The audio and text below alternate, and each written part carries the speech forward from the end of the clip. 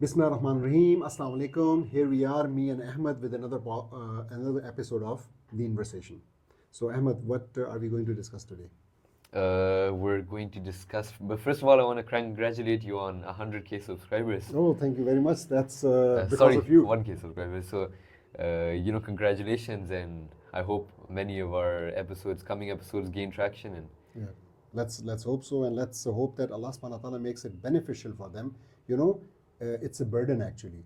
It's a burden on us if we have a lot of, let's say, followers, and if we are not delivering content which is useful for them, then we are wasting their time. You're right. That means that we'll be held accountable as well as they. All right. So, let's delve into today's topic. So, I just want to give you a short story before this. So, I spent 2 years of my life, early years, 9th and 10th class, in a boarding school. And there are many experiences there and many stories. But one that particularly stood out to me there was that we had, workers, helpers there in our hostel, in our dorm rooms, and in the mess halls. And these workers were pious of the pious. These were, KPK workers, and they were absolutely religious, fanatical, religious people. So 5 times a day prayer, all in the mosque, never missing, never making excuses. So they used to wake us up early in the morning for, morning prayer. I remember it used to be severely cold and everything. These were severely, religious people, and they helped me along my religious journey also to some extent there. But what I noticed is that their religion and their morality seems to have been, kind of separated. So I used to see that in the mess hall, it was considered stealing for the, the chefs or the workers there to take food home that were saved by the boys or left by the boys, because that food was then to be processed or used however they saw it fit. But the workers were not allowed to take it home, and they took it, and that was basically stealing. So I was just wondering, like, all of this piety, and then you come in with this, blatant disregard for general laws and general ethics, and you just steal food. And I was just wondering, like, where did this come from? And then we look at the West, and it seems that they're honest and they're truthful, at least in business dealings. And Which West are you talking about? so I'd like you to explain that to me today. Okay. Which West am I looking at, and what's going on here also? Okay. That's a very common perception and question. First of all, let's forget about those people, and because I would say there would be many explanations to individual cases, and maybe Alright. for them, maybe they have seen that if they don't take that home, what happens to the food? It gets wasted, and that's why they're doing that. Yeah. Maybe they have children at home who are really hungry, Of and course. so we don't know the reality. But I admit that many people in this country, in the Muslim world, they do certain things which are not according to the teachings of Islam. And on the other hand, I also admit that generally Westerners, people living in the West, they are like law-abiding citizens. Okay? But the conclusions we draw from this have to be very carefully done. So very carefully, because it's not that simple. And I have multiple points in my head. So let me first put the very first one out first. So I ask you something. If you see there are two families. One family, there is a family head. There is a father, a mother. They have reasonable affluence. They have money and everything, and they can afford to send their children to school and college and university and everything. Okay, and the mother is also she is literate. She is helping the children with their studies and everything. And on the other hand, you have a family where the father was killed, the mother was, I don't know, abducted, kidnapped, whatever. Some of the siblings died early because of health reasons, and some of them survived. Now, your expectation, or anyone's expectation, from the children of this family and the children of this family? Would the expectation in terms of their achievements, so how much educated they are and what kind of job they get, would it be similar, same, or different? It would be different, of course, different. Right? Yeah. Okay.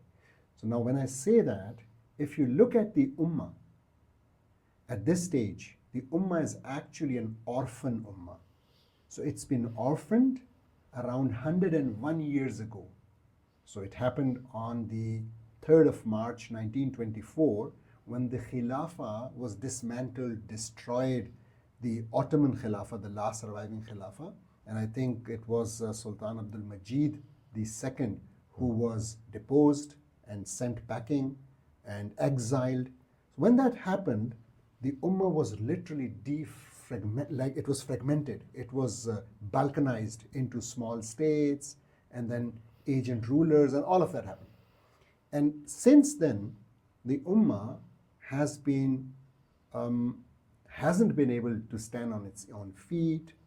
But I ask you something, and this you've pointed out in previous episodes many times, and you've told us time and time again that we Muslims often you'd find that rich Muslims and people who are more well off or from better families would stray away from Islam, and people who are poorer would hold more tightly to the rope of Allah, and they would be more more comfortable with their religion, more pious, and just overall have a better connection with Allah and our holy prophet. So why does it seem that these same people are then? That discussion was about, so let's say we have a bracket of normal life. Above this, you are rich. Below that, you are poor. Okay? So you are middle class. The discussion was, and maybe I haven't put it clearly, but the discussion was that let's say we have a middle class person who can meet his requirements and everything, and he has a normal life.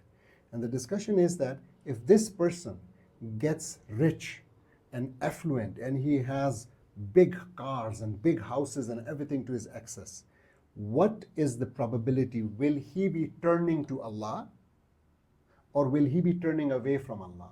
And I made the point, and maybe I was wrong, that I think the people I have seen, they have difficulty in... No, I understand that completely. My point is that these people, you say that they're orphaned, their mother and father have been killed, and these are children, and then you compare them to a literate, well-off family. I am saying that these children, they should have something more to hold on to than these literate family. We also talked about this. But then why did you say?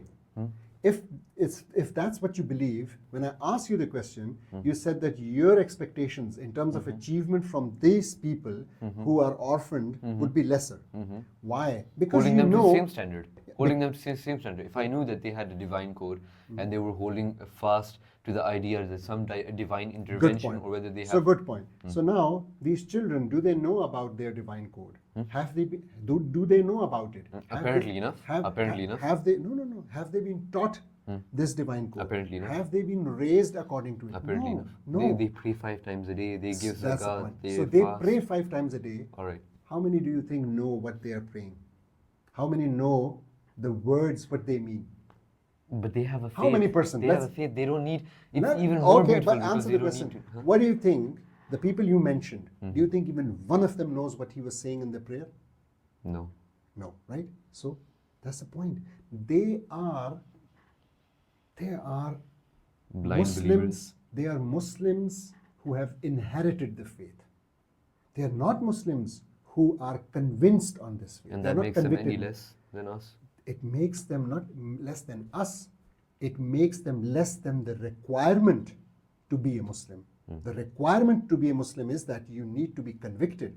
This is not a dice game. This is not that you will not be entering Jannah because your dad was a Muslim. You will not be entering Jannah forced because you into were it in born. this society. We're forced into it in this society, and that's what makes us hate the religion. Yeah. So I don't see the point here. Like why? We're actually not even forced. I don't think anyone is forced. They should be, if you ask me. Okay, But that not makes should them be. hate the religion. Listen, That makes not them hate should be. religion. Not should be. What I mean to say is, There needs to be a structure, a framework. There needs to be dawah. Yeah. In Western society, when you are born in a Western society, everything there unnoticeably is attracting you to secularism, to Western ideals. It's pulling you there, and you don't even notice it. Honestly, I think you just hate the notion of freedom. Yes, I hate the notion of freedom. Oh my. Why? Okay. Because there is no freedom. Okay. People think they are free, Okay. but they are not actually free. So when you run away from obedience of Allah, okay, you become a slave of your own whims Yeah, and but desires. even with this notion of freedom and even with these whims and desires, they seem to be more morally better than us, Yeah, more okay, morally that's- better so off than so us. I tried to explain the first part. Yeah. So now you know what happened to these people. All right. So very few people here are actually convicted Muslims. They have learned their deen, and this is because of the efforts, not of the government, not of the curriculum, but that's the efforts of private people and private organizations. So many madaris, so many masajid, so many ulama who are trying and giving their best. So many organizations, you know, many in Islamabad, the Shabab, the youth club, and so many other organizations doing wonderful jobs in order to bring this youth back and take care of this orphan ummah and educate them and culture them and do their tarbiyah. Now let's go to the West. What is it there? There you have a very efficient system which is looking after their people in terms of all these things. They are doing that. So, and that system understands one thing. It understands that it's efficient if people are honest, if people are hardworking, if people don't lie. They understand that. And that's why they imbue these morals into their subjects. But other morals, which are not a help in efficiency, which we see as morals, like you need to be loyal to your family and to your wife, and you need to lead a pious life and Have all those honor. things. They have honor. They don't care about those things. All right. So you- that's a comparison. Now you can, with these spectacles, look at each of the Western society, and you'll find that they are actually morally very corrupt. Okay, and they have certain That laws. seems like such a flimsy point, though. Your point is basically that the only reason that they have those morals is because the society instilled it in them, because that's what best, serves their capitalistic society. Not just because of that, but also they instilled it, they try to instill it, and then they have, as I said, they have a system in place. So you would ask, what is a system? So for instance, a system is all those cameras which they have. So some of these European countries, so America and UK, are the top countries in terms of cameras per capita population. All right. So the number of cameras, I think, is measured in either per thousand or per million. I forgot. And these countries have high numbers. And when you look at other countries like ours, there are almost no cameras.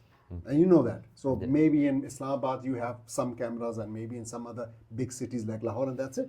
So, and despite this, what people don't realize is that still they are even insincere to their own people. How? Oh, so all these corporations, what they do, all these big businesses, what they do, and the scandals come up every other day, and you see, it's. I mean, there's so many examples. All of a sudden, one is coming to my mind. And you must be looking at this Tesla debacle right now. Of course. Whatever is going on of Tesla course, yeah. and okay. Yeah. But let me The tell other you- day in the Common House, the senator called out the federal government on favoring, just letting Elon leach into the government. So But I'll give you another example. think you have a point This there. example is maybe a bit old, but let me tell you, and I would like our readers, our listeners, to read on it further. So, you know this company Apple. yeah. You might like it even, I don't know. And Apple, very popular company amongst the youth, especially in the US. And you know, this company was known for its innovation. And they were innovative, and they had they came up with the iPod, and then they came up with the iPhone, and then they came up with the iPad, and then they came up with the smartwatch and whatever. And then Steve Jobs passes away, and Tim Cook, the chief, I think, operating officer or the chief financial officer, he becomes the CEO of the company. And for the last, I think, so 10, 12 years, he is the CEO. And you haven't heard of a single new product, have you? So these, I quoted you 4 products in a row within less than 10 years, and then you don't hear of any product. And you know, if you look it up, it's still one of the most expensive brands and big market cap, I don't know, close to $1 trillion or something. How? They do financial engineering. Tim Cook is bad at innovating. So what the company was meant to do and what the people expected to do. So come up with new products, come up with some solution. They should have, by now, they should have had an electric car. They should have had some other things which they promised actually at a time. They have promised all these things, but they didn't go into those things. And instead they are doing financial engineering. What is that? Financial engineering is they put their money, their earnings, and that's, as I said, it's around, it's hundreds of billions of dollars. They put it in shell companies abroad, in the Virgin Islands, in other places where it's legal to have a shell company.